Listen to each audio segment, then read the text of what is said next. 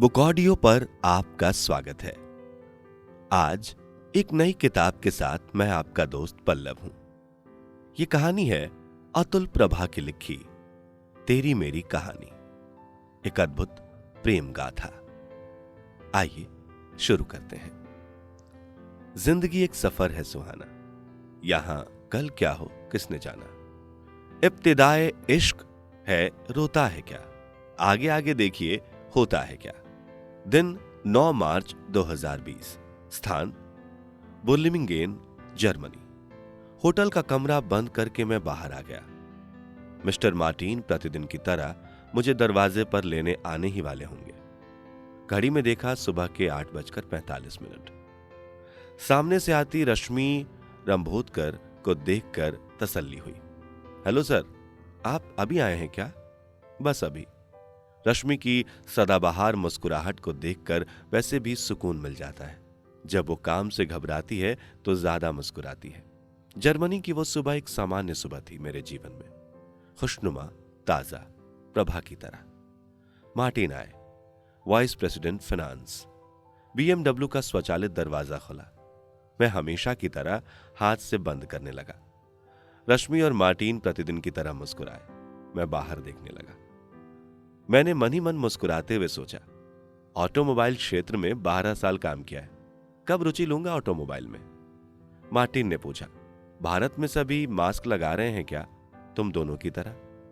हमें पता था वो हमारा मजाक उड़ा रहे हैं। अब रश्मि भी बाहर देखने लगी। जर्मन भूदृश्य रमणीय था।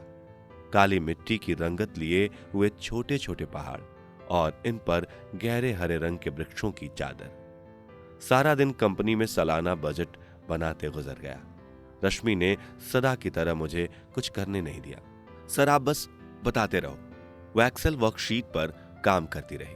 मैं सोचता रहा, पुणे, दिल्ली, घर, बच्चे, प्रभा। 16 मार्च को पुणे, 17 मार्च को बच्चों की परीक्षा समाप्त। बस 18 मार्च को प्रभा दिल्ली से पुणे आ जाएगी और फिर 25 मार्च 2020 को हम दोनों वापस दिल्ली। फिर एक हफ्ते की छुट्टी। यही तो होना है। कौन सी आफत आनी है, पर आनी तो थी ही, बस मैं जानता नहीं था। दिन 14 मार्च की सुबह, वही स्थान बुर्लिमिंगेन, जर्मनी। बहुत सुबह 5 बजे। पुणे ऑफिस के यात्रा विभाग से फोन। सर, आपकी कल की फ्लाइट कैंसिल हो गई है। कोरोना की वजह से बहुत सारी फ्लाइट कैंसिल हो रही है। आप कहें तो आपकी फ्लाइट आज की करा दें, वो भी कनेक्टिंग मिलेगी, ज्यूरिख से ओमान, वहां से मुंबई।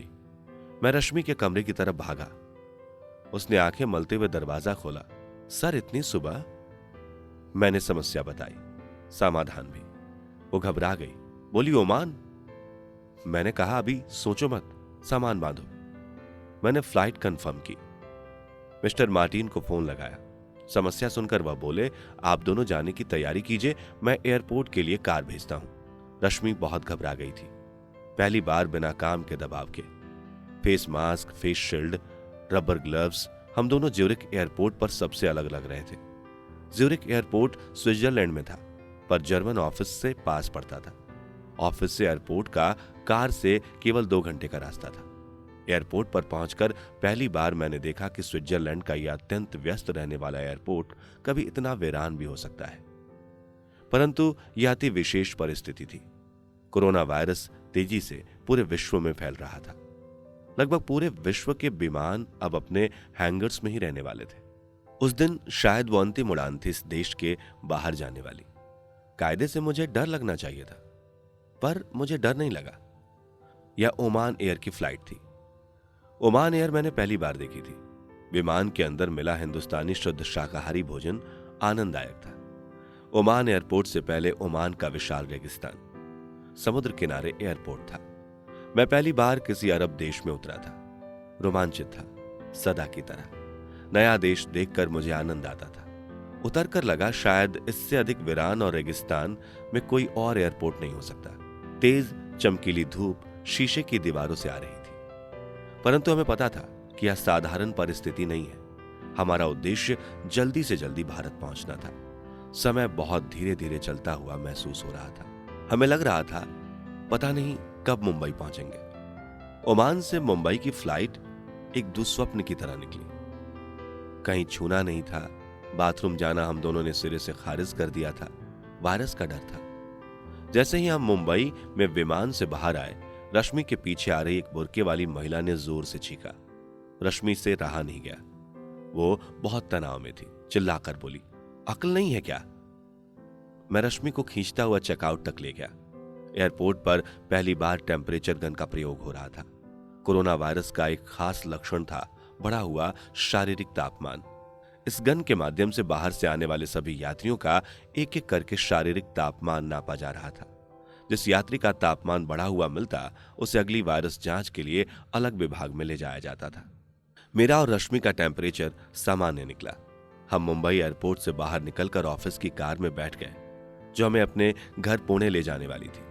अभी कार रास्ते में लोनावला तक ही पहुंची थी कि ऑफिस के प्रबंधक का फोन आ गया। सर, 2 हफ्ते का क्वारंटाइन रहेगा आप दोनों का। रश्मि सुनकर भड़क गई। सर, मैं अपने बेटे के पास नहीं जाऊंगी, घर पर तो कहां जाऊंगी? बस जोर जोर से रोने लगी। मैंने डायरेक्टर को फोन किया। मैंने उनसे रश्मि के पास के सबसे अच्छे होटल में रहने की स्वीकृति ली, पर रश्मि के आंसू बहते रहे। रश्मि को उसके घर के पास के होटल में छोड़कर मैं अपने फ्लैट में पहुंचा। पुणे के फ्लैट में मैं तो अकेला ही रहता था। सामान रखा, सो गया। 2 दिन बाद प्रभा आ जाएगी। 1 हफ्ते यहां हम दोनों रहेंगे। फिर 1 हफ्ते की छुट्टी लेकर दिल्ली में मां और दोनों बच्चों के साथ रहूंगा। चैन की नींद आई। जेट लैग नहीं था मुझे।